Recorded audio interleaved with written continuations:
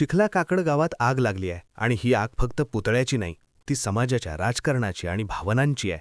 एक महिला जमिनीवर बसून रडत ओरडत सांगते, 4 वाजल्यापासून इथे बसलोय, माझ्या बहिणीचे कपडे फाडले, शिवरायांचा पुतळा ओढ्यात फेकण्याचा प्रयत्न, आम्हाला मारहाण. व्हिडिओ व्हायरल, गावात गर्दी. मनोज जरांगे पाटील धावत येतात. 24 फेब्रुवारीपर्यंत अल्टिमेटम, नाहीतर रणसंग्राम. रातोरात अश्वारूढ पुतळा उभारला जातो, पोलिसांची ठावणी बसते, नेते धावपळ करतात, दोन्ही बाजूने तक्रारी, 37 जणांवर गुन्हे, 21 अटक, आणि तरीही गावात तणावाची काळी सावली. हे फक्त एका पुतळ्याचं प्रकरण नाही, हे आहे शिवरायांच्या नावावर उभी असलेली भावना, जातीय तेढीची ठिणगी, महिलांवर झालेल्या अत्याचाराची किंमत आणि राजकीय नेत्यांच्या भाषणांमधून पेटलेली आग. सगळी स्टोरी जाणून घेऊयात या व्हिडिओमधून. सगळ्यात आधी बघूयात नेमकं काय घडलं. तर माध्यमांमध्ये असलेल्या बातम्यांनुसार महिलांचा एक गट जमिनीवर बसलेला. एक महिला अत्यंत रागाने बोलत होती, आम्ही 4 वाजल्यापासून इथे बसलोय, माझ्या बहिणीचे कपडे फाडले, शिवरायांचा पुतळा ओढ्यात टाकून द्या असं म्हणत तिला मारहाण झाली असा आरोप या महिलेने केला. हे आरोप करतानाचा या महिलेचा व्हिडिओ प्रचंड व्हायरल झाला. त्यानंतर दुसऱ्याच दिवशी या गावात मनोज जरांगे पाटील आले. इतकी गर्दी झाली की गावाला पोलीस ठावणीचं स्वरूप आलं. त्यात जरांगे पाटील यांनी 24 फेब्रुवारीपर्यंत संबंधित आरोपींना अटक करा, नाहीतर रणसंग्राम छेडू असा इशारा दिला.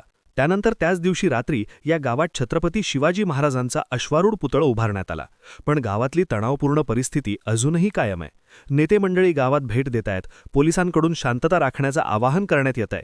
सगळं घडतंय बुलढाण्याच्या चिखला काकड गावात. पण या गावात वाद नेमका का झाला? दोन्ही बाजूच्या गटांकडून काय दावे केले जात आहेत? शिवजयंतीच्या आधी 3 फेब्रुवारीला बुलढाणा जिल्ह्यातल्या लोणार तालुक्यात असलेल्या चिखला काकड गावात अज्ञात व्यक्तींकडून छत्रपती शिवाजी महाराजांचा अर्धाकृती पुतळा उभारण्यात आला. हा पुतळा गावातल्या मोकळ्या जागेत उभारण्यात आला होता.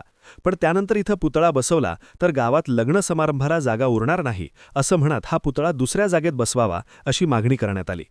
त्यावरून गावात 2 समाजांमध्ये वाद झाला. त्यातून पोलीस तक्रार देण्यापर्यंत विषय गेला. पण शिवजयंतीपर्यंत वातावरण निवळलं होतं. पण 20 फेब्रुवारीला संध्याकाळी गावात तुफान झाला. तिथे छत्रपती शिवरायांचा पुतळा ठेवण्यात आला होता. तिथेच 2 गट आमनेसामने आले. यावेळी एका महिलेला मारहाण करण्यात आली. जमावाने या महिलेला घेरल्याचे व्हिडिओसुद्धा व्हायरल झाले आणि गावात तणावपूर्ण परिस्थिती तयार झाली. मारहाण झालेल्या महिलेच्या बहिणीने आपल्याला सुद्धा मारण्यात आलं, आपला पाय मोडला, आपल्या आईसोबत धक्काबुक्की झाली असे दावे केले. आणि 20 तारखेच्या रात्री बुलढाणा जिल्हा आणि आजूबाजूच्या गावांमधून मराठा बांधव मोठ्या संख्येने इथे जमायला सुरुवात झाली. ज्या महिलेला मारहाण झाली आहे त्या महिलेचं नाव संजीवनी वाघ. त्या ठाकरेंच्या शिवसेनेच्या महिला मोर्चाच्या उपजिल्हाप्रमुख आहेत. संजीवनी वाघ यांनी माध्यमांशी बोलताना दावा केला की अज्ञात व्यक्तींनी हा पुतळा बसवल्यानंतरच पुतळा हटवण्याची मागणी करण्यात येऊ लागली होती. 3 तारखेला पुतळा बसवला आणि 4 तारखेलाच त्या समाजाच्या लोकांनी पुतळा काढायला सांगितला. पण छत्रपती शिवाजी महाराज फक्त एका समाजाचे नाहीत तर सगळ्या समाजांचे आहेत. त्यामुळे गावात पुतळा ठेवावा या मागणीवर आम्ही ठाम होतो. मग ग्रामपंचायतीने पुतळा बसवण्यासाठी एका कोपऱ्यात जागा दिली. ती आम्ही मान्य केली. पण तरीही गावात बैठका होत होत्या. मी पुतळा वाचवण्यासाठी धडपड करत आहे हे बघून मला धमक्या देण्यात आल्या. तुझा संतोष देशमुख करू, तुला मेळ लागणार नाही, तुझ्या कुटुंबालाही मेळ लागणार नाही असं मला सांगण्यात येत होतं. पण त्यानंतर 20 तारखेला नेमकं घडलं काय? तर संजीवनी वाघ यांच्या कुटुंबियांनी केलेल्या दाव्यानुसार दुपारी 4 वाजण्याच्या सुमारास छत्रपती शिवाजी महाराजांच्या पुतळ्यापाशी जमाव आला होता. तेव्हा आम्ही तिथे गेलो. तेव्हा पुतळ्याला नांगर लावा, पुतळा ओढ्यात टाकून द्या असं लोक म्हणत होते. त्यांचे 200 ते 300 लोक होते. ते आमच्या अंगावर धावून आले. आमच्यातल्या एका महिलेच्या अंगावर सगळेजण पडले आणि संजीवनीला 30 ते 35 जणांनी घेरलं. त्यात महिला होत्या, पुरुषसुद्धा होते. त्यावेळी जे PSI उपस्थित होते त्यांनी आमचा बचाव करण्याचा प्रयत्न केला. पण काही महिला PSIंच्या अंगावर सुद्धा धावून गेल्या. त्यानंतरच इथं मोठा झाला. संजीवनी वाघला मारहाण झाली, तिचे कपडे फाडले, तिला निर्वस्त्र करण्याचा प्रयत्न झाला. आमच्यातल्या इतर महिलांना सुद्धा मारलं असा दावा वाघ कुटुंबियांनी केला.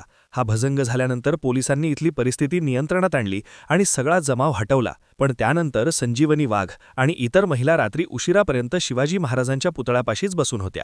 ज्या 2 गटांमध्ये वाद झाला त्या दोन्ही गटांनी 21 फेब्रुवारीच्या मध्यरात्री बीबी पोलीस ठाण्यात धाव घेतली आणि परस्पर विरोधी तक्रारी दाखल केल्या.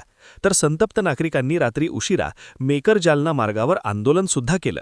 अशातच संजीवनी वाघ यांनी आपण 21 तारखेला म्हणजे उद्या 7 वाजता जीवन संपवणार आहोत असं स्टेटस ठेवलं. त्यामुळे गावातला तणाव आणखी वाढला. पोलिसांनी तातडीने वाघ यांच्या घरी धाव घेतली तर सकाळपासून गावातली गर्दी वाढायला लागली. मेकर लोणार विधानसभा मतदारसंघाचे ठाकरेंच्या शिवसेनेचे आमदार सिद्धार्थ खैरात, माजी मंत्री राजेंद्र शिंगणे, माजी आमदार शशिकांत खेडेकर यांनी रात्री चिखणा गावाला भेट दिली. तर शनिवारी सकाळी शिंदेंच्या शिवसेनेचे आमदार संजय गायकवाड, राष्ट्रवादी काँग्रेसचे आमदार मनोज कायंदे आणि ठाकरेंच्या शिवसेनेचे नरेंद्र खेडेकर यांनी चिखणा गावात भेट देऊन परिस्थितीची पाहणी केली. या सगळ्यात संजीवनी वाघ यांनी माध्यमांशी संवाद साधला. त्यावेळी त्यांनी पोलिसांवर सुद्धा आरोप केले. त्या म्हणाल्या, हे लोक पुतळ्याजवळ का आले हे बघण्यासाठी आम्ही आलो होतो, पण एकदम 200 ते 300 जणांचा जमाव आमच्या अंगावर धावून आला. माझ्या बहिणीच्या अंगावर सगळेजण पडले. मला बाजूला नेऊन मारहाण करण्यात आली. माझे कपडे फाडले. मला चुकीच्या ठिकाणी मारलं. तिथले PSI आम्हाला वाचवत होते तर त्यांना दूर लोटलं. सानप आणि सांगळे नावाचे 2 पोलीस होते. त्यांनी आमच्याच मुलांना धरलं, पण त्यांना मात्र पूर्ण मोकळीक दिली. आम्ही त्या लोकांना अडवायला सांगत होतो, पण सानप आणि सांगळे साहेबांनी आमच्याकडे लक्षच दिलं नाही. हे सगळं पूर्ण नियोजन करून झालं. आमच्या गावच्या सरपंचाने या लोकांना 3 बॉक्स दारू भाजली होती. 1.5 वर्षांच्या मुलीला गायब केलं होतं. DYSP साहेब आल्यावर आमची मुलगी आम्हाला सापडली. 12 वर्षांच्या भाचीलाही मारहाण करण्याचा प्रयत्न झाला. तिच्या गळ्यावर निशाण आहेत. माझ्या अंगावर कुठे कुठे निशाण आहेत ते मी पोलीस अधिकारी आणि मेडिकल ऑफिसरला दाखवलंय. माझ्या डोक्यावर दगड घालण्यात येणार होता. ऐनवेळी माझा भाऊ मध्ये पडला म्हणून मी थोडक्यात वाचले, नाहीतर पोलिसांच्या समोर माझा जीव घेतला असता. जे आरोपी आहेत त्या सगळ्यांना अटक करण्यात यावी आणि त्यांना शिक्षा व्हायलाच पाहिजे. सानप साहेब आणि सांगळे साहेब या पोलिसांना निलंबित करण्यात यावं अशी मागणी सुद्धा वाघ यांनी केली. गावात तणावपूर्ण शांतता असताना शनिवारी 21 फेब्रुवारीला मनोज जरांगे पाटील गावात आले. ज्या ठिकाणी छत्रपती शिवाजी महाराजांचा पुतळा आहे त्याच ठिकाणी त्यांनी भाषण सुद्धा केलं. त्यावेळी ते म्हणाले, ज्यांनी आमच्या आया बहिणींवर हात टाकला त्यांना सरकार पाठीशी घालत असेल तर गाठ माझ्याशी आहे. 24 फेब्रुवारीपर्यंत दोषींवर कठोर कारवाई झाली पाहिजे, नाहीतर 25 तारखेला रणसंग्राम छेडू. पण हा सगळा जातीय दंगल घडवण्याचा प्रकार आहे. परळीच्या लाभार्थी गटाचं हे काम आहे. सगळा समाज वाईट नाही आहे. दोन्ही समाजात तेढ नाही आहे. पण परळीच्या लाभार्थी गटाकडून हे सगळं कारस्थान सुरू आहे. पण आम्ही जातीय दंगल होऊ देणार नाही. या प्रकरणातल्या प्रत्येक आरोपीवर कायदेशीर कारवाई झालीच पाहिजे. एका महिलेवर हात कसा काय टाकता? या महिलेसोबत काही चुकीचा घाणेरडा प्रकार करायचा यांचा उद्देश होता का? 12 वर्षांच्या मुलीच्या गळ्यावर मारण्याचे निशाण आलेत. एवढा प्रकार कसा काय झाला? या आरोपींवर मोक्कांतर्गत कारवाई झालीच पाहिजे अशी मागणी जरांगे पाटील यांनी केली. त्यावेळी त्यांनी सामान्य नागरिकांना त्रास होईल असं काहीही करू नका, गावात शांतता ठेवा असं आवाहन केलं. पण आपल्या भाषणातून त्यांनी धनंजय मुंडे यांच्यावरही टीका केली. त्यामुळे गावातला पोलीस बंदोबस्त वाढवण्यात आला होता. या सगळ्या प्रकरणानंतर पोलिसांनी संजीवनी वाघ यांच्या तक्रारीवरून एकूण 37 जणांविरोधात गुन्हा दाखल केलाय. यात 30 पुरुष आणि 7 महिलांचा समावेश आहे. तर आतापर्यंत 21 जणांना अटक करण्यात आली आहे अशी माहिती पोलिसांकडून देण्यात येते. पोलिसांकडून या प्रकरणाचा तपास सुरू असून गुन्ह्याचं स्वरूप, व्हिडिओ फुटेज आणि साक्षीदारांचे जबाब याचा आधार घेऊन पोलीस पुढची कारवाई करत आहेत.